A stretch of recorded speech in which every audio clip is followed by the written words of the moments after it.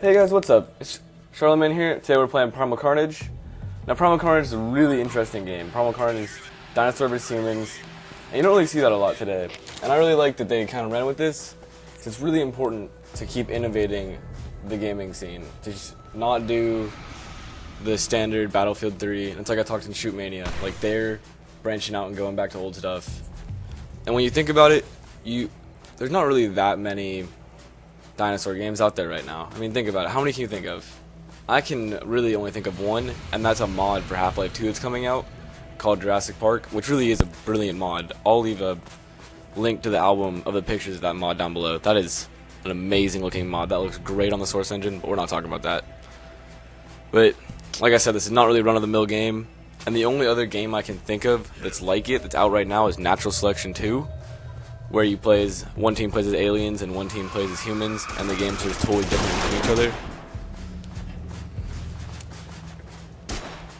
Alright, so we're going to talk about the gameplay now. And as you can see right here, that moment was pretty eerie. And even these little flying guys, here's a video of what they can do. That's so much fun. Being able to fly and pick someone up and just drop them. Crazy. Alright, as I was saying though, it is just insanely different, and it's really different on each side. Like right here is first person shooter, but when you're playing the dinosaurs, it's from a third person perspective. It's only melee, and you've got those crazy things like pterodactyls and velociraptors. I don't think they actually call them velociraptors, but they're like this. Now with the humans, you have classes that are standard assault rifle guy, the guy I was playing right there, who is the CQB shotgun guy. You've got a guy who's similar to the Pyro in TF2, you have Sniper, and then you have the Trapper. And the Trapper is pretty unique because he kind of is able to stun them. He has a net gun, he can stun them, he pulls out his pistol. He's pretty cool. The dinosaurs, can't really, I'm just going to describe them the best way I can. Basically, they have a tank, they have a guy, like right there you saw just get spewed, they can blind you. They have the pterodactyls that can fly and pick you up. They have, I call them ultimates. Basically what they are is there's huge things like Tyrannosaurus Rexes that only one or two people at a time can be them, but they are crazy. Like if they step on you, you die. And then they have the little speedrunners.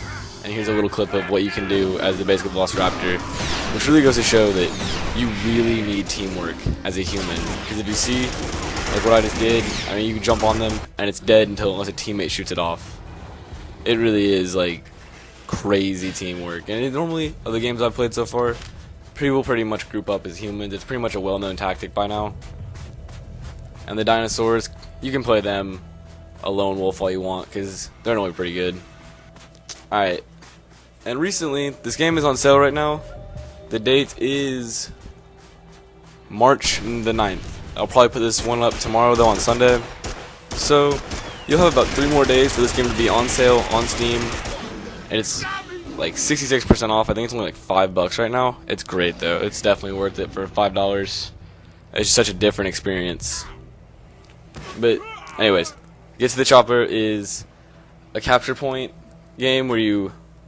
Sorry, not a capture point game. It's a game where you have to capture points leading up to the final area being the choppa. And I know Arnold Schwarzenegger, get to the choppa. And it reminds me of the TF2 game type where you have to push the minecart along. Because every time you reach a checkpoint, you get more time added. As you can see, up in the top right-hand corner, I have about 4 minutes and 45 seconds left. And if we get another checkpoint, it adds about 3 minutes. And if you see here, I'm playing with the trap gun, with the Trapper. And I really like this right here with the pistols. It's a Magnum and a Deagle. I think that's something you never see anymore. Like, they always want to keep uniform. Nah, this company was fine with being different. And here I'm fighting these 2 tank guys. They can run up at you and just kind of boost into you. It's really so much teamwork, and look at this right here. It took 3-4 guys, maybe 5 to get those 2 dinosaurs down. As you can see, we're all gonna run in as a pack, and you've got to watch out for pterodactyls up above. The net gun I'm shooting right now, that's what traps them. Now the way health works in this game is you can recharge your health only by running back to your health station. Dinosaurs have a big dead dinosaur they kind of feed off of, and humans just have a regular health pack. And even with the humans, kind of going back to the whole teamwork thing, you have to be defended while you're eating, or while you're, I guess, healing up. Here's a health pack right there. There's ammo. Like how I'm taking it, I'm totally vulnerable, so I'm relying on my two dudes next to me, hoping that if a dinosaur comes up, they'll back me up. Just running through this, trying to make it to the checkpoint, basically. And dinosaurs are, like, these guys are crazy fast. And the dinosaurs have a cool ability, their shouts. Each dinosaur has different shouts. And they do kind of things like the dinosaur will sacrifice damage, but he'll be able to gain health per attacks.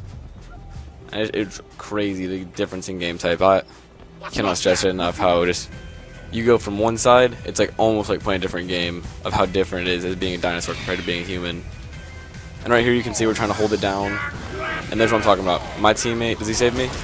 Yes, he does. He saves me. Oh, I die anyways. But I'm relying on him to save me at that point. Here we're going to take a look at the sniper class. I'm going to warn you, I'm a super shitty sniper. But it's a pretty basic class. It just kind of zoom in, snipe. There's no sway, so I guess if you were accurate enough, you'd be able to hit it. They've also got a secondary that's really interesting. It's a tranquilizer dart gun, and it causes dinosaurs to kind of sway around almost as if they're drunk or they're being about to be incapacitated. I think that's the right word.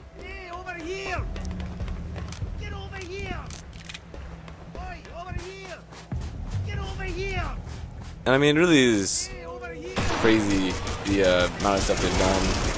Just like right here, it's crazy that that's the weakest. The flyers are the weakest class, and it took 4 of us to get down. And here comes a totally different dinosaur. All right, now I'm going to talk about kind of what I don't like about this game. And this game does have some issues. First off, there's a lack of servers. There was only one server that I could find that had enough people to play a proper game of Get to the Choppa. Choppa, yeah, I'm going to say it that way. And even in this server was like being hosted in Germany or something. So I was pinging like 190. And in a first person game, you don't want that happening. Pinging 190 is bad news.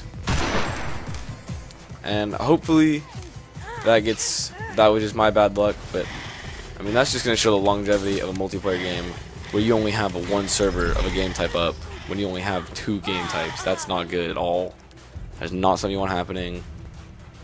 Just because that can mean if you buy a multiplayer only game and there's no servers, you can't do anything.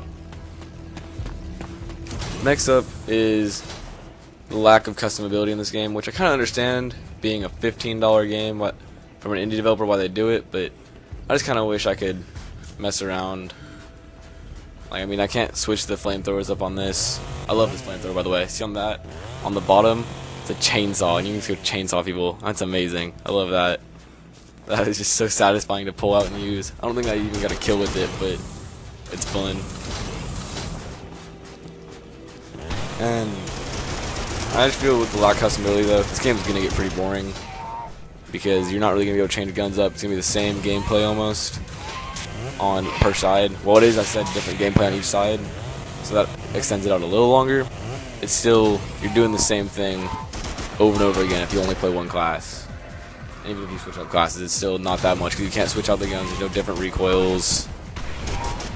So yeah, that's a big problem. Is it can pretty easily get really boring, and I can see this game probably fizzling out for me after about 10 or 12 more hours of gameplay. Got your position. I'm coming. But you know, $15, that's worth it to me. I think this was a good buy. Other thing is another reason of it being really cheap. It's going to cause it to be a lack of maps.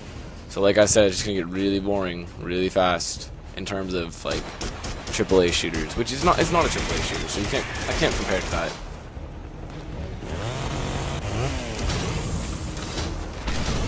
And one thing I have noticed they've implemented has been the option to now spend real money to buy cosmetics. Now my hope for this game is that this remains the only thing you can buy, because that is a whole nother monster within its own of markets in games where you pay. Because I paid money for this. This should not be a setup like League of Legends where you can buy stuff. Although granted, this was a very cheap game, so I can kind of see them implementing price or a marketplace. I'm not a fan of games adopting free-to-play styles with in-game transactions for money. That's not cool with me. But with a game this cheap, I'd almost let it slide. And as long as it remains cosmetic, it can definitely slide. But if they add in like golden bullets or something, like hollow points or sharpened claws or something that just increases damage, that's not good, and that is not going to fly with me. That shouldn't fly with you. That is not right, because basically you've paid for something, now you have to pay more to get a full experience or a better experience, and that's sort of the point where it becomes pay to win, and everyone hates pay to win games. And as far as I really have to say on this one, it really is just under the fact that this is a game that can be categorized by a quote that I saw on Reddit as being called the dinosaur game that sucks the least. There's not a lot of dinosaur games, so if you're looking for that genre, this is your game. 100%, no doubt about it, this is your game for dinosaur shooters. Because you're not going to find an experience like this, and I think that's what this game's really about, is doing something different. This is not, like I said, this is not your everyday shooter. You're going to come into this doing something you're not used to doing. I'm not used to shooting stuff coming at me. I'm not used to the game being so different per team. And I think that's awesome. And in the end, I really do hope that they make a Primal Carnage 2. Because I think that once they've seen that this game really has potential, I'm pretty sure this game had fairly moderate success. I think that they could do a Primal Carnage 2, and maybe if they got better backing, they could do kind of more like higher budget game. I don't know if they'd go AAA, but maybe just get up to the standards like Natural Selection 2 has. Natural Selection 2, sorry, I'm having a bad mouth day. Natural Selection 2 is a great game made by an indie company, and if they could get on point and make a Primal Carnage 2 that was similar to Natural Selection 2, I would probably pay close to $30 for that game, no doubt about it. That would be such a fun game if they would add a little more customizability, and just a little more to keep this game kind of less shallow. This is a really shallow game. It's like you kind of get through the surface of this game within hours, but like I said before, $15, pay for what you get. Alright guys, I've been Charlemagne from CJJ Productions, and this has been Primal Carnage. I'm going to let the rest of this footage play out. Peace.